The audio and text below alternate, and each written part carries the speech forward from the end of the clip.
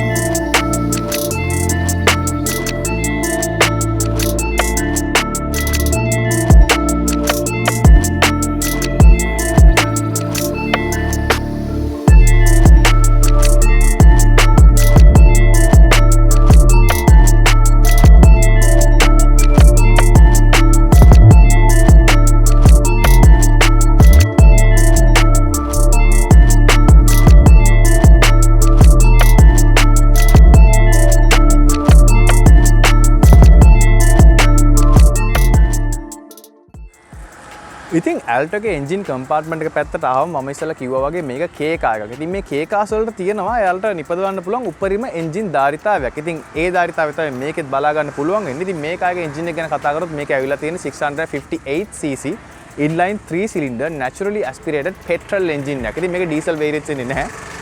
ඉතින් මම ඉස්සෙල්ලා කිව්වා වගේ මේක 658cc අපි කටවහට කියනවා 660cc කියලා. ඒ කියන්නේ 660 නෙවෙයි මේක එන්ජින් එක. ඊට වඩා cc දෙකක් ධාරිතාවෙන් අඩුයි අත්‍තරම ඒ ස්ටෑන්ඩඩ් එක. ඉතින් මේක ඔයාලා බලා ගන්න පුළුවන් පොඩි එන්ජින් කම්පාර්ට්මන්ට් එක පොඩි එන්ජින් එකක් ඇවිල්ලා තියෙනවා. ඉතින් මේක ට්‍රාන්ස්වර්ස් ලේඅවුට් එකක් තමයි තියෙන්නේ. ඉතින් ට්‍රාන්ස්වර්ස් එන්ජින්ස් ගැන පරණ වීඩියෝස් වල කතා කරලා තියෙනවා මගේ channel එකේ. ඉතින් ට්‍රාන්ස්වර්ස් එන්ජින් කියන්නේ මේ අතර හදි කරපු එන්ජින් එකක්. ඉතින් ඒ එන්ජින්ස් ඉස්සලාම එන්න පටන් ගත්තේ මිනි කූපර් එකෙන්. ඉතින් මේකේ ෆියුල් ටැංක් එක ගැන කතා කරොත් ලීටර් 27ක ෆියුල් ටැංක් එකක් තියෙනවා. මේකේ එන්ජින් එකේ පර්ෆෝමන්ස් ගැන කතා කරොත් මේකේ උපරිම 52ක හෝස් පවර් එකක් ලබා ගන්න පුළුවන්. RPM 6500 ඒ වගේම උපරිම නිව්ටන් මීටර් 63ක ටෝක් එකක් ලබා ගන්න පුළුවන් RPM එක 4000 දී. ඉතින් මේකේ ඇත්තරම් බැලුවොත් ලොකු පවර් එකක් නැහැ. නමුත් මේ කාර් එක ගොඩක් බරින් අඩු නිසා මේ එන්ජින් එක ඇත්තරම් ප්‍රමාණවත්. ඉතින් මේකේ පර්ෆෝමන්ස් ගැන මම පොඩ්ඩක් කතා කරන්න ඩ්‍රයිවිං අපි මේක ඩ්‍රයිව් කරද්දී මොකද ඒකේ දේවල් ටිකක් තියෙනවා ඔයාලා දැනගන්න ඕනේ කියලා මම හිතනවා. ඉතින් මේකේ ගියර් බොක්ස් එක ගැන කතා කරොත් මේකේ ඔටෝමැටික් ට්‍රාන්ස්මිෂන් එකක් විතරයි එන්නේ. මේකේ මැනුවල් ඔප්ෂන් එකක් බලා ගන්න හම්බෙන්නේ නැහැ. ඉතින් අතට කිව්වා වගේ මේක ලිමිටඩ් මේ K cars ලිමිටඩ් නේ 568cc වලට. ඉතින් මේකේ පවර් එක වැඩි කරන්න අවශ්‍ය නම් ඔයාලට ෆෝස් ඉන්ඩක්ෂන් මෙතඩ් එක කරහා ඒක පවර් එක වැඩි කරගන්න පුළුවන්. ඒක ඉතින් ඔයාලට පසු කාලිනව හෝ ෆැක්ටරි ෆිටඩ් කියන්නේ ෆැක්ටරි එකනුත් කියන්නේ කම්පැනිස් වලුත් ෆෝස් ඉන්ඩක්ෂන් ටෙක්නොලොජි එක හරහා පව එක වැඩි වේරියන්ස් බලා ගන්න පුළුවන්. ඉතින් මේකෙත් බලා ගන්න පුළුවන් RS version එකක් එනවා Alto RS කියලා. ඉතින් ඔයාලට ඒක අඳුන ගන්න ඕන නම් ගොඩක් වෙලාවට රෙඩ් කලර් ඇක්සන්ට් එකක් යනවා කායක පුරාට. වගේ මේ බම්ප් ඉස්සරහා බම්ප් එකේම ගොඩක් වෙනස්. ඒක පොඩ්ඩක් ලෝ ගොඩක් ස්පෝටි version එකක්. ඉතින් මීටරට පොඩ්ඩක් වෙනස්. අපි පුළුවන් නම් මෙතන පින්තූරයක් දාන්නම් ඔයාලට ඒ කායකේ. ඉතින් ඒක තමයි මේකේ RS version එක. ඒක ටිකක් මීටරට ගණන්. ඒ වගේම ඒකේ performance පොඩ්ඩක් වැඩි. ඉතින් පෞද්ගලිකව කවුරු හරි මගේ හොත් මේක ඇත්තද කියලා මම නම් කියන්නේ මේක ඇත්තටම ප්‍රමාණවත්. නමුත් acceleration වල පොඩි areas කීපයක් තියෙනවා මම හිතන විදිහට දිනු වුණා නම් හොඳයි කියලා. ඉතින් මේකේ fuel consumption ගැන කතා කරලා ලීටරයට කිලෝමීටර් 27ක් වගේ තමයි මට නම් කරගන්න පුළුවන් වුණේ. ඉතින් මමත් ගොඩක් gentle විදිහට තමයි වාහනේ එලෙව්වේ. නමුත් කම්පැනියෙන් කියනවා මේක 35ක් කරනවා කියලා ලීටර කිලෝමීටර් 35ක් නම් මේ වාහනේ කරන්නේ නැහැ. ගොඩක්ම ලංකාවේ පාරවල් වල ටිකක් කරන්න අමාරුයි. ඉතින් අපිට ගොඩක් බංගු සයිත් පාරවල් තියෙන. ඉතින් කෙලින් පාරක් තියෙනවා නම් කඳු පල්ලම් නැති ඔයාට 60 විතර තියාගෙන යන්න පුළුවන් නම් ඇත්තරම හොඳ fuel consumption එකක් මේ කායකින් කරගන්න පුළුවන්. ඉතින් මේ කායක හොඳ fuel consumption එකක් තියෙන හින්දා මේකේ ඇත්තරම ලොකු fuel tank එකක් අවශ්‍ය වෙන්නේ නැහැ. මේකේ එන ලීටර 27 tank එක ඇත්තරම ප්‍රමාණවත් full tank ගහගත්තට පස්සේ හොඳ long trip එකක් ගිහිල්ලා එන. මොකද මම ඇත්තරම ගියා. ඉතින් ඒ අත්දැකීම තමයි මම කියන්නේ. ඉතින් ඕක තමයි මේකේ engine එක ගැන කතා කරන්න තියෙන්නේ. අපි මේකේ exterior පැත්තට ගිහිල්ලා බලමු. ඒකේ තියෙන features මොනවද කියලා. Suzuki Alto එකේ exterior පැත්තට ආවම ඔයාලට බලා ගන්න පුළුවන් මේක ගොඩක් පහතින් තියෙන කායකක්. ඉතින් බොහොම පොඩි හුරුබූටි කායකක් මේ කායක. ඉතින් මම මෙහෙම ඉස්සරහට ඉඳගෙන මම මෙහෙම ඉස්සරහට හිටගෙන අත් දෙකම දිග ඇරියත් ඔයාලට බලා ගන්න පුළුවන් ඊටත් වඩා පළලින් අඩුයි මේ කායක. ඉතින් එදිනෙදා වැඩ ගොඩක් ලේසි කරන හුරුබූටි පොඩි කායක විතර තමයි මම නම් මේක දකින්නේ. ඉතින් මේ කායක අපි ෆ්‍රන්ට් එකට ආවම අපිට බලා ගන්න පුළුවන් Suzuki badge එක තියෙනවා. ඉතින් ඊට එහා පැත්තෙන් අපිට air vent එකක් සයිඩ් යටින් අපිට air vents බලා ගන්න පුළුවන්. එහා පැත්තේ පොඩි කවුලක් තියෙනවා. ඒකෙන් අපිට හෝන් එක ඇවිල්ලා තියෙනවා. ඉතින් මේකේ ලයිට්ස් ගැන කතා කරොත් මේකේ හැලජන් හෙඩ්ලයිට්ස් තමයි ඇවිල්ලා තියෙන්නේ. ඉතින් හෙඩ්ලයිට්ස් සහ සිග්නල් ලයිට් දෙකම එක යුනිට් එකේ ඇවිල්ලා තිනවා. ඉතින් මේක ඇත්තටම LED තරමටම ප්‍රමාණවත් රාත්‍රී කාලේදී කිසි ප්‍රශ්නයක් නැතුව අපිට අපේ ගමනක් යන්න පුළුවන්. මේකේ ග්‍රවුන්ඩ් ක්ලියරන්ස් එක ගැන කතා කරොත් මිලිමීටර් 155ක් ග්‍රවුන්ඩ් ක්ලියරන්ස් එකක් තියෙනවා. ඉතින් ඇත්තටම ප්‍රමාණවත් ලංකාවේ ඕන පාරක කිසිම පහසුකම් තොරව යන්න පුළුවන්. ඒ වගේම මේකේ වීල් බේස් එකක් පොඩි හින්දා හරිම පහසුවෙන් අපිට නැවිගේට් කරන්න පුළුවන් ඕන පොඩි පාරක. ඉතින් මේකේ සයිඩ් එකට ගියාම ඊට කලින් පොඩි දෙයක් කියන්න ඕනේ. මෙතන තව එයා වෙන්ට් එකක් වගේ තියෙනවා. ඉතින් මෙතනිනුත් අපිට ඇතුළට එයා ගිහිල්ලා ඔයාලට බලන්න පුළුවන් ඒ එයා ෆ්ලෝ එක ඇතුළට යවන විදිහට තමයි මේක ඉස්සරහා මේ ෂෙල් එක නිර්මාණය වෙලා තියෙන්නේ. ඉතින් එතනිනුත් ඇතුළට උලන් ගිහිල්ලා මේකේ එන්ජින් එකේ කූලින් වලට දායක වෙනවා. ඉතින් සයිඩ් එකට අපිට බලා ගන්න පුළුවන් මේකේ ඇවිල්ලා තියෙන independent type Mac pace suspension system එකක්. මේක ඉස්සරහට පිටිපස්සට තියෙන ටෝෂන් සස්පෙන්ෂන් සිස්ටම් එකක්. මේකේ ඇලොයි ස්මූත් ඇවිල්ලා නැහැ. නෝමල් රිම් කප් එක තමයි ඇවිල්ලා තියෙන්නේ. ඉතින් මේකේ හොඳට පාරවල තියෙන වල්වල් මේක හොඳට ෂොක්ස් ඇබ්සෝබ් කරගන්නවා. කිසිම ප්‍රශ්නයක් කිසිම අපහසුතාවකින් තොරව ඕන ගමනක් යන්න පුළුවන්. නමුත් මේකේ සීට්ස් තා පොඩ්ඩක් කම්ෆර්ටබල් වුණා නම් හොඳයි කියලා හිතෙනවා. ඉතින් මේකේ බ්‍රේක්ස් ගැන කතා කරලා ඉස්සරහට ඇවිල්ලා තියෙන ඩිස්ක් බ්‍රේක්ස් පිටුපස්සට ඇවිල්ලා තියෙන ඩ්‍රම් බ්‍රේක්ස්. ඉතින් මේ කායක ගොඩක් බරෙන් අඩු කායකක් නිසා හොඳ ස්ටොපින් පවර් එකක් තියෙනවා. නමුත් ඔයා මේකේ 5 දෙනෙක් වගේ දාලා නම් ඔයාලට පොඩ්ඩක් බ්‍රේක් පෙඩල් එකට දැනෙනවා. ඒ වේට් එක ඒ අරින්න කිසිම නරකක් මේක ගැන කියන්න නැහැ. ඉතින් සයිඩ් එකදී බලා ගන්න පුළුවන් බ්ලින්කර්ස් ඇවිල්ලා තියෙනවා. අපේ මිරර්ස් වල නෙවෙයි ඇවිල්ලා තියෙන බ්ලින්කර්ස් මෙතන වෙනම ඇවිල්ලා තියෙන්නේ. ඉතින් දොර පැත්තට ආවම මේ ආෆ්ටර් මාකට් හයි කරපු මේවා තියෙනවා. ඒකට දොර අපි ඕපන් කරොත් ඔයාලා බලා ගන්න පුළුවන්. අංශකණුවක් ඕපන් වෙන්නේ නැහැ. නමුත් මේ කායකට පහසුවෙන් ගොඩ වෙන්න සහ එළියට බහින්න පුළුවන්. පිටිපස්සරාම පිටිපස්සේ කතන්දරේ ඒකම තමයි. ඉතින් හරිම හුරුබූටි කාය. ඔයාලා බලා ගන්න පුළුවන් මේ දොර කොච්චර නැරෝද කියලා. සාමාන්‍යයෙන් මේකේ අපේ ඩෝබින්ස් ඇවිල්ලත් නැහැ. ඉතින් මේ කායක පොඩි හින්දා කැබින් ස්පේස් එක වැඩි කරන්න කරපු උපක්‍රමයක් තමයි ඒක. පුළුවන් තරම් මේ කායකේ කැබින් ස්පේස් එක හොඳට තිබ්බට මේ දොරවලින් බලා ගන්න පුළුවන් හරිම තින්. ඒක මේ කායකේ දකින්න පුළුවන් ලක්ෂණයක්. අපි එනම් මේකේ බූට් එක පැත්තට යමු. ඉතින් Alto එකේ පිටිපස්සට ආවම අපිට බලා ගන්න පුළුවන් මෙහෙම රියර් ලොකු ග්ලාස් එකක් ඇවිල්ලා තියෙනවා. ඉතින් හොඳට පිටිපස්සේ එන වාහනේ මොනවද කියලා හොඳට පේනවා. ඉතින් කිසිම ඔබ්ස්ටකල් එකක් අපි සීට් වලින් නැහැ. අපි ගැන කතා කරමු මේකේ ඉන්ටීරියර් ගැන කතා කරද්දි. ඉතින් ආය අපිට Suzuki badge එක ඇවිල්ලා තියෙනවා මැදින්. ඒ වගේම Alto කියලා ඇවිල්ලා තියෙනවා. ඉතින් මෙතන ඉනි charge කියන ලෝගෝ එකක් තියෙනවා. ඉතින් මේකේ ලයිට්ස් ඇවිල්ලා තියෙන්නේ යට බම්ප් එකේමයි. ඉතින් ඒ වගේ මේ වගේ පොඩි ඩිසයින් ෆීචර් එකක් ඇවිල්ලා තියෙනවා. මේවා වෙන්ට්ස් නෙවෙයි. ඉතින් නමුත් ලස්සනට ඇවිල්ලා තියෙන්නේ. අපේ එක්සෝස්ට් එක බලා ගන්න පුළුවන් චූටිට එහා පැත්තෙන්. ඉතින් ඔතන මේකේ පිටිපස්සේ එක්ස්ට්‍රීට් ගැන කියන්න තියෙන. අපි මේකේ බූට් එක ඕපන් කරොත් ඔයාලට බලා ගන්න පුළුවන් මේක ඇත්තටම ගොඩක් පොඩි බූට් එකක් ඇවිල්ලා තියෙන්නේ. නමුත් අපිට අවශ්‍ය නම් මේ සීට් එක තව ටිකක් ඉස්සරහට තල්ලු කරලා අපේ බූට් ස්පේස් එක වැඩි කරගන්න පුළුවන්. ඉතින් ලොකු දෙයක් කියන්න නැහැ. මේකේ ස්පෙයා වීල් එකක් එන්නේ නැහැ මේක ආයේ. ඒකින්ද අපිට ටයර් රිපෙයාර් කිට් එකක් තමයි එන්නේ. ඉතින් ඒ දේවල් ඔක්කොම මෙතනින් බලා ගන්න පුළුවන්. ඊට අමතරව තව ඔයාලා මොනවා හරි තියෙනවා නම් මේකේ ස්පේසස් තියෙනවා දාගෙන යන්න. ඉතින් ඊට අමතරව මේකේ එයා පම්පයක් එනවා. ඉතින් මම මේක පාවිච්චි කරලා තියෙනවා මීට කලින්. ඔයාගේ හුලං අඩු වුණොත් ටයර් එක ලේසියෙන්ම මේ එයා පම්ප් එක පාවිච්චි කරලා හුලං ගහගැනීමේ හැකියාව තියෙනවා. ඉතින් ඒක අපේ වාහනේ 12 වෝල්ට් සොකට් එකට ගහලා මේක කරගන්න පුළුවන්. ඉතින් වෙන එක්ස්ටර්නල් පවර් මුකුත් අවශ්‍ය වෙන්නේ නැහැ. ඔයාට පාරේ අයිනකදී වුණත් ලේසියෙන් කරගන්න පුළුවන්. විනාඩි 10ක් වගේ ඇතුළත මුළු ටයර් එකම ෆිල් කරගන්න පුළුවන් කිසි ප්‍රශ්නයක් නැතුව. ඉතින් ඔයා තමයි මේකේ එක්ස්ට්‍රා ගැන කියන්න තියෙන්නේ සහ බූට් එක ගැන කියන්න තියෙන්නේ. අපි මේකේ ඉන්ටීරියර් පැත්තට ගිහලා බලමු ඒකේ තත්ත්වය කොහොමද කියලා. ඉතින් ඇල්ටෝ එකේ ඉන්ටීරියර් පැත්තට ආවම අපිට බලා ගන්න පුළුවන් හැමදේම ප්ලාස්ටික් ෆිනිෂ් එකක් තමයි බලා ගන්න පුළුවන්. ඉතින් මේකේ two tone color design එකක් ගිහින් තියෙනවා. ඉතින් ඒකට ලස්සන ලුක් එකක් මේක ඉන්ටීරියර් ලබා දීලා තියෙනවා. ඉතින් දකුණු පැත්තෙන් පටන් ගත්තොත් අපේ shutter controls මෙතන ඇවිල්ලා තියෙනවා. ඉතින් auto option එක තියෙන driverට විතරයි. ඉතින් ඒ වගේම මේකේ auto start stop on off කරන බටන් එක ඇවිල්ලා තියෙනවා. ඒකම traction control on off කරන බටන් එක ඇවිල්ලා තියෙනවා. ඒ වගේම අපේ headlight positioning controls මෙතන ඇවිල්ලා තියෙනවා. ඉතින් මේක AC vents ගැන කතා කරොත් ලේසියෙන්ම operate කරන්න පුළුවන් AC vents තමයි ඇවිල්ලා තියෙන්නේ. හරිම පහසුයි manually control කරන්න පුළුවන්. ඉතින් ඒ වගේම මේකේ සෙන්ටර් ඩිස්ප්ලේ ගැන කතා කරොත් දැන් කාර් ස්විච් ඔෆ් පොසිෂන් එකේ තියෙන්නේ අපිට බලා ගන්න හම්බෙන්නේ නැහැ RPM ගේජ් එක මේකේ ස්පීඩෝමීටර් විතරයි බලා ගන්න පුළුවන්. ඉතින් ඒ වගේ අපිට පොඩි ඩිජිටල් ස්ක්‍රීන් එකක් ඇවිල්ලා තියෙනවා දකුණු පැත්තේ. ඉතින් ඒකේ අපේ trip details අපේ fuel consumption එක සහ අපිට අවශ්‍ය ගොඩක් දේවල් ඉතින් බලා ගන්න පුළුවන්. normal driver ඩිස්ප්ලේ එකේ තියෙන දේවල් අපිට එකෙන් බලා ගන්න පුළුවන්. ඉතින් අපේ trip meter reset වගේ බටන් මේ options මෙතනින් මේ තියෙන බටන් එක ටැප් කරගන්න පුළුවන් වෙන්නේ. ඉතින් typical Japanese fashion එක අනුව අපිට දකුණු පැත්තේ අපේ headlight control සහ signal control ආයෙත් තියෙනවා. වම් පැත්තේ අපේ wiper controls ආවිල්ලා තියෙනවා. ඉතින් මේකේ center console එකට ආවම මේකේ originally factory fitted entertainment unit එක තමයි මේක ඇවිල්ලා තියෙන්නේ. ඉතින් මීට වඩා හොඳ එකක් අවශ්‍ය නැහැ. ඉතින් මේක අපිට ප්‍රශ්නයක් තියෙනවා. මොකද JDM market එකේ එන මේ units අපිට 90 ගණන් සහ 100 ගණන් අහුවෙන්නේ අපේ FM radios වල. ඉතින් මේකේ අහුවෙන්නේ 80 ගණන් විතරයි. ඉතින් channel බොහොම ස්වල්පයි අපිට අහුවෙන්නේ. ඉතින් ඊට වඩා option වල ඕන. ඉතින් මේ Bluetooth තරම එන්නේ නැහැ. ඉතින් ඒ වගේ දේවල් ඕන නම් ඔයාලට after market unit එක high කරන්න පුළුවන් කිසිම ප්‍රශ්නයක් නැතුව.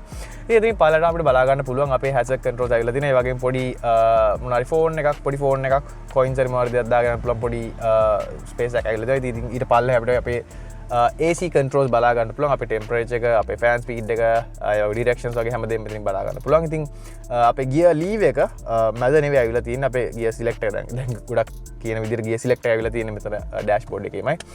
ඉතින් ඒකෙන් ගොඩක් මෙතන space එක අපිට free කරලා දීලා තියෙනවා. ඉතින් ඔයාලා බලා ගන්න පුළුවන් මෙතන ලොකු space එකක් අපිට එකෙන් ඇවිල්ලා තියෙනවා. ඉතින් මේකේ gear lever ගැන කතා කරලා හොඳට අතර අහු වෙනවා. මේක ඇවිල්ලා තියෙන දැනට reverse, neutral, drive සහ low කියන options මෙතන parking option නැත් එක්ක. ඉතින් මේක shift lock button එක මෙතනින් ඇවිල්ලා තියෙනවා. ඔයාලට අවශ්‍ය වෙලාවක use කරන්න පුළුවන්. ඉතින් පොඩක් අමුතු තැනක තියෙන්නේ. ඉතින් මේකේ S button එක ඇවිල්ලා තියෙනවා මේ gear lever එක මේ පැත්තෙන්. ඉතින් ඒක බිවට පස්සේ අපිට මෙතනින් වැටෙනවා S කියලා අපේ gear එකත් එක්ක. ඉතින් ඒකෙන් කියන්නේ මේක sport mode එකේ තියෙන. ඉතින් එතකොට පොඩ්ඩක් අර throttle input එක අපි දෙනකොට කාර් එක හැසිරෙන විදිය පොඩ්ඩක් වෙනස් වෙනවා. ඉතින් එතකොට මේකේ performance තමයි ගොඩක් වෙලාවට focus කරන්නේ. ඉතින් driverට විතරක් බලා ගන්න පුළුවන් seat heating option මෙතන ඇවිල්ලා තියෙනවා. ඉතින් සීතල පැත්ත ගන්නවා නම් driverට ජොලිය රස්සට යන්න පුළුවන්. පැසෙන්ජර් ඒ ඔප්ෂන් එක ඇවිල්ලා නැහැ. ඉතින් ඒ ඔප්ෂන් එක එන බටන් එක මෙතන තියෙනවා. නමුත් මේකට මේ කායක එක ඇවිල්ලා නැහැ. ඉතින් තව මොනවාරි අවශ්‍ය ඔප්ෂන් එකක් ඔයාලට ඕන නම් ආෆ්ටර් මාකට් හයි කරගන්න මේ වගේ පොඩි පොඩි ඉඩ කලන් තියෙනවා. ඉතින් ෆෝන් එක පර්ස් එක කොයින්ස් හරි මොනවාරි දෙයක් එහෙම ගන්න නැතුව දාගන්න පුළුවන්. මෙතනින් පොඩි ස්පේස් එකක් ඇවිල්ලා තියෙනවා. ඉතින් එතනින් පළටම මම ඉස්සෙල්ලා කිව්වා වගේ මෙතන ගොඩක් ස්පේස් එක ඉඩ ඉතුරුලා තියෙනවා. කප් හෝල්ඩර්ස් දෙකක් මෙතනින් ඇවිල්ලා තියෙනවා. ඉතින් මිලිලීටර් 500 වතුර බෝතල් දෙකක් එතනින් දාගෙන ඉඩ තියෙනවා. ඉතින් අපේ හෑන්ඩ් බ්‍රේක් එක එහෙම නැත්නම් පාකින් බ්‍රේක් එක ඇවිල්ලා තියෙන්නේ මෙතන. ඉතින් කන්වෙන්ෂනල් හෑන්ඩ් බ්‍රේක් එකක් තමයි ඇවිල්ලා තියෙන්නේ. අපිට පාකින් බ්‍රේක් එකක් මොකුත් නෙවෙයි. උඩට දින තියෙන්නේ ඉස්සර කාලේ වගේ. ඉතින් ඊට පස්සේ ආවම අපිට පොඩි කප් හෝල්ඩර්ස් පිටිපස්සේ තියෙනවා. ඒකට රියර් පැසෙන්ජර්ස්ලා තියෙනවා. අපි ගැන පස්සේ කතා කරමු. ඉතින් මම ඉස්සෙල්ලා කිව්වා වගේ මේකේ දොරවල් එහෙම ගොඩක් තින්නේ. ඒක නිසා අපිට ලොකු ඩෝර් බින්ස් ඇවිල්ලා නැහැ. ඉතින් පොඩි දෙයක් දාගෙන යන්න පුළුවන් ඉඩක් ඩ්‍රයිවර් සයිඩ් එකේ සහ පැසෙන්ජර් සයිඩ් එකේ තියෙනවා. ඉතින් මොනවාරි බෝතලයක් මුකුත් දාගෙන යන්න බෑ. නමුත් පොඩි දෙයක් අවශ්‍ය දෙයක් තියෙනවා නම් දාගෙන යන්න පුළුවන්. ඉතින් මේකේ කබි හෝල් ගෙත් අවශ්‍ය තරම් ඉඩ දාන්න ඉඩ තියෙනවා. මේ ගොඩක් පොඩි දාලා තියෙන්නේ දැනට. මේකේ සීට්ස් ගැන කතා කරොත් මම ඉස්සෙල්ලා කිව්වා වගේ මේකේ සීට්ස් නම් පොඩ්ඩක් කම්ෆර්ටබල් වුණා නම් හොඳයි කියලා හිතනවා. මේකේ සීට්ස් ඇත්තටම ඕකේ. ඉතින් මේක ආයේ පේන විදිහට සීට් කවර් සෙට් එකක් දාලා තියෙනවා. ඉතින් ඔයාලගේ සීට්ස් ආරක්ෂා කරගන්න ඕන නම් ඔයාලට මේ වගේ ආෆ්ටර් මාකට් සීට්ස් කවර්ස් දාගෙන යන්න පුළුවන්. ඉතින් ඒකෙන් ඔයාලගේ සීට්ස් කවර්ස් ආරක්ෂා වෙනවා. නමුත් අර සීට් එකේ තියෙන ඔරිජිනල් කම්ෆර්ට් එක මේව ගොඩක් වෙලාවට නැහැ. ඉතින් මේ කවර්ස් ගැන කතා කරොත් බදුල්ල මාතලේ නුවර වගේ ජීවත් වෙන කෙනෙක් නම් ඉතින් ලොකු ප්‍රශ්නයක් වෙන්නේ නැහැ. නමුත් කොළඹට නම් මේ දාලා තියෙන මටීරියල් එක මේ ෆැබ්‍රික් එක පොඩ්ඩක් රස්නේ කියලා මට පෞද්ගලිකව හිතෙනවා. ඉතින් ඔයාලා ඒක බලලා දාගන්න ඔයාලා ජීවත් වෙන ප්‍රදේශය අනුව. ඉතින් ඔයාලා මේක ඉස්සරහ ගැන කියන්න තියෙනවා. මේකේ පිටිපස්සට ගිහලා බලමු පිටිපස්සත් කොහොමද කියලා මේ පොඩි කේක් ආයකේ. ඉතින් ඇල්ටෝගේ පිටිපස්සට ආවම ඔයාලට බලා ගන්න පුළුවන් හොඳ හෙඩ් රූම් එකක් තියෙනවා. ඒ වගේම හොඳ ලෙග් රූම් එකක් මට තියෙනවා. ඉතින් මම අඩි 6ක් උස පුද්ගලයෙක්. ඉතින් මම සාමාන්‍යයෙන් ඩ්‍රයිවිං පොසිෂන් එක හදලා පොසිෂන් එක මම ඉස්සරහ සීට් එක හදලා තියෙනවා. ඉතින් එහෙම තියලා ඔයාලට පේනවා කොච්චර ලොකු ඉඩක් මගේ කකුල් දෙකේ තියෙනවද කියලා. ඉතින් මේ ඉඩ මම දන්නේ ඇක්කෝ වල ෆිට් වලවත් තියෙනවා කියලා මෙච්චර ඉඩක් ඉස්සරහට.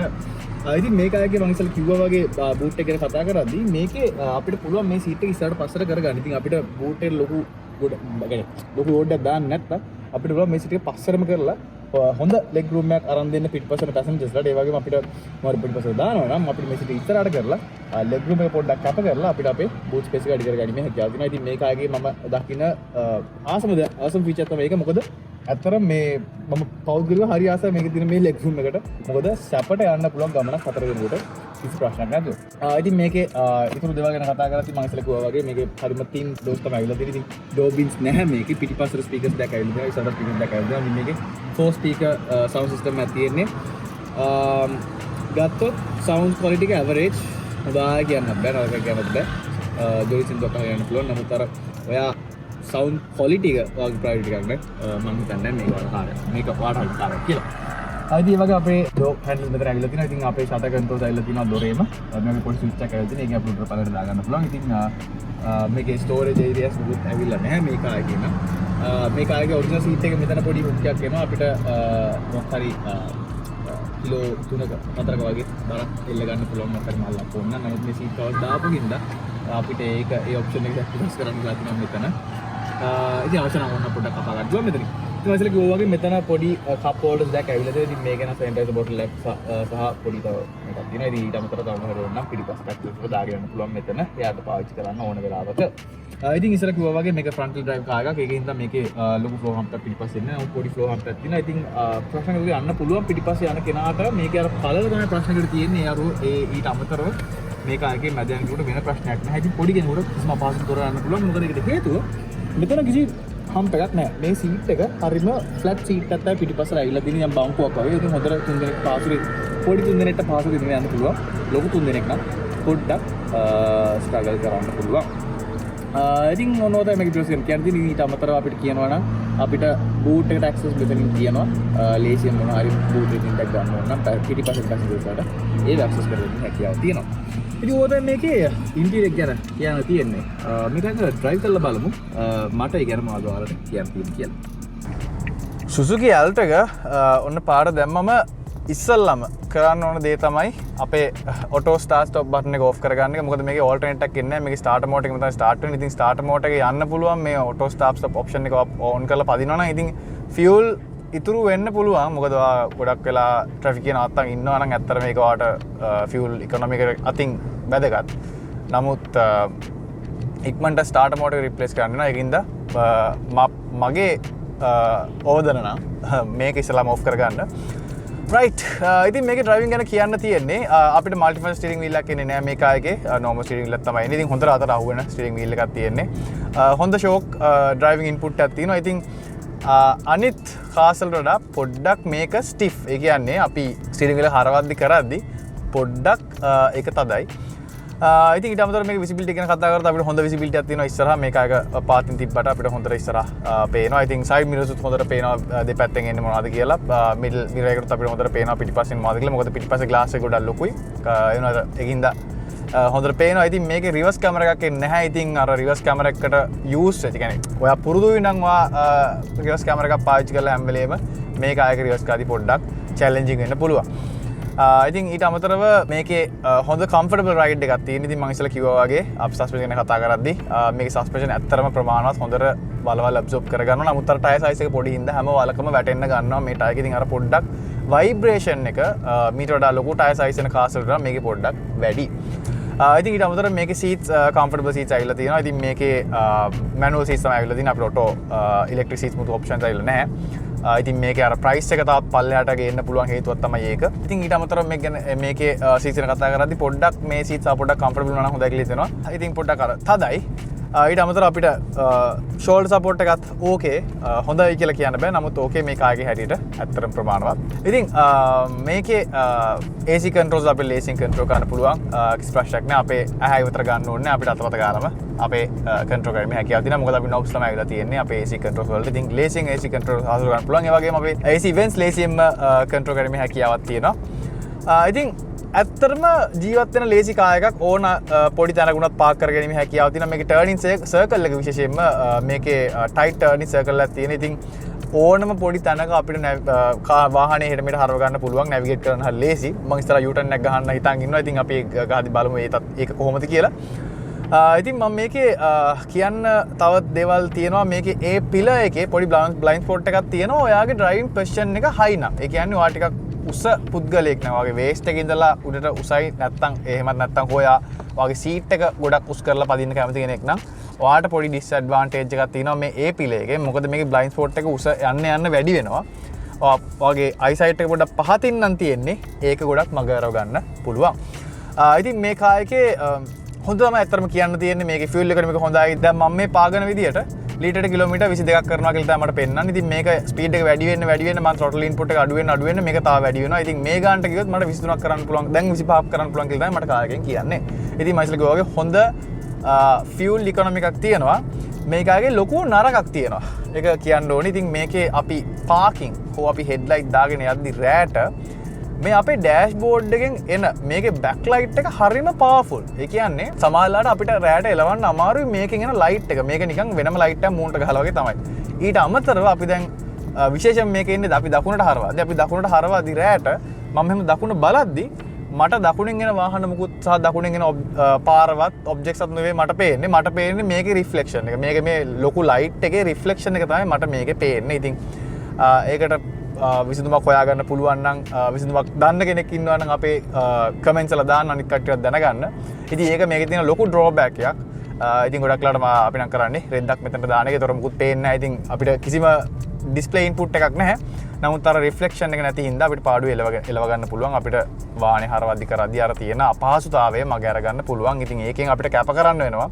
අපේ මොන හරි ඉන්ඩිකේටර් එකක් පත් වුණොත් අපිට මුකුත් පේන්නේ නැහැ. මේකේ නොයිස් එකක් ආවේ නැත්නම් අපි දන්නේ නැහැ මේම ඉන්ඩිකේටර් එකක් හරි මොකක් හරි එරර් එකක් හරි මොකක් හරි ඇවිල්ලා කියලා. මොකද රෑට අරක වහලා යන නිසා. ඉතින් ඒ ඇරෙන්න මේ කායකේ නරකක් කියන්න ඇත්තම නැහැ. ඉතින් මේකේ අර කොම්ප්‍රොමයිසස් ගොඩක් තියෙනවා. ඉතින් කේ කායකක් නිසා මේකේ සයිස් එකෙන් පොඩි. ඉතින් ගොඩක් කැපකිරීම කරලා තියෙනවා ස්පේස් එක. ඉතින් අපිට විශේෂයෙන්ම ඩෝබින්ස් එන්නේ නැහැ, පිටිපස්ස එන්නේ නැහැ. පිට මේ ඉස්සරහින් ඒවත් හරිම තුනි. ගොඩක් ලොකු කැබින් ස්පේස් එකක් නැහැ. නමුත් අවශ්‍ය ප්‍රමාණයට තියෙනවා. ඉතින් ඒ වගේ පොඩි කැපකිරීම් තියෙනවා. වගේම මේ අපේ එන්ජින් සයිස් එකත් ගොඩක් පොඩි. ඒ ඇරෙන්න මේ කායකේ නරකක් කියන්න ඇත්තටම පෞද්ගලිකව නැහැ. මේකේ ලොකු ඔප්ෂන් එන්නේත් නැහැ. ඉතින් මොන හරි පාර්ට් එකක් හැදුනොත් ලොකු රිපෙයාර් කොස්ට් එකක් නැහැ. නමුත් නැත්තෙමත් නැහැ. ඉතින් මේකේ සර්විස් කොස්ට් එක ගැන කතා කරලා සාමාන්‍යයෙන් 20000කට 30000ක වගේ කරගන්න පුළුවන්. ඉතින් ඔයා යන තැන අනුව ඔයා යූස් කරන ඔයිල් අනුව මේ ෆිගර්ස් වෙනස් වෙන්න පුළුවන්. ඉතින් ඊට වඩා ගොඩක් අඩුවෙන් කරගන්න පුළුවන්. ඔයාගේම ගෙදර වගේ ටූල් බොක්ස් එක තියෙනවා නම් ඔයාට සර්විස් කරන්න පුළුවන් නම් මේ එක්ස්පෙන්සස් තව ගොඩක් අඩු කරගන්න පුළුවන්. ඉතින් මම ඉස්සෙල්ලා කිව්වා වගේ මේකේ තව පොඩි දේවල් තියෙනවා මේක drive කරද්දී. මේකේ throttle input එක ගැන පොඩ්ඩක් කතා කරන්න ඕනේ අන්තිම වශයෙන්. මේකේ හරිම soft input එකක් තියෙන. ඉතින් ඔයා එකපාරට overtake කරනවා නම් ලොකු power එකක් ඇත්තටම මේකේ දෙන්නේ නැහැ instantly. gradually තමයි power එක දෙන්නේ. ඉතින් මම මගේ driving style එක adjust කරගන්න වුණා මට මේක එලවද්දී. දුර එලවද්දී. ඉතින් කායකට යන්න දීලා ඔයා පාගන් ඉන්නවා නම් ඉතින් මේක සමහර ඩ්‍රයිවර්ස්ලාට කරදරයක් වෙන්න පුළුවන්. වෙන කහදිස්සිය කවුරු හරි පිටිපස්සෙන් එනවා නම් ඔයා ඩබල් ඉරක් නම් යන්නේ ඔය තනිරක නම් පිටිපස්සේ එන කෙනාට ලොකු අපහසුතාවයක් එන්න පුළුවන්. මොකද එයා හදිස්සියක නම් ඉන්නේ. කායකට යන්න දීලා ඔයා පාගනවා නම් ඔයාට හොඳ ෆියුල් ඉකොනොමියක් ලබා ගන්න පුළුවන් මේ කායකෙන්. කිසිම ප්‍රශ්නයක් නැහැ. 27ක් 30ක් කරගන්න පුළුවන් දුර දුවනකොට. කිසිම ප්‍රශ්නයක් නැතුව ඉතින් ටවුන් එකේ උනත් ඔයාට 15ක් 20ක් කරගන්න පුළුවන්. හැබැයි ඉතින් අනික් කට්ටියට කරදරයක් වෙන්න තියෙන සම්භාවිතාවය වැඩි එහෙම එලවද්දී. ඉතින් ඕවා තමයි මේකේ අන්තිම වශයෙන් මේකේ ඩ්‍රයිවිං ගැන කියන්න තියෙන්නේ. අපි මේ වගේ වාහනයක් ලබන සතියට අරන් එන බලාපොරොත්තු වෙන අපි අදට යනවා මේ ඔබේ වාහන සීනි සැබෑ කරන ලංකාවේ එකම සෙවන රිය සෙවන සමගින් මම චානුක.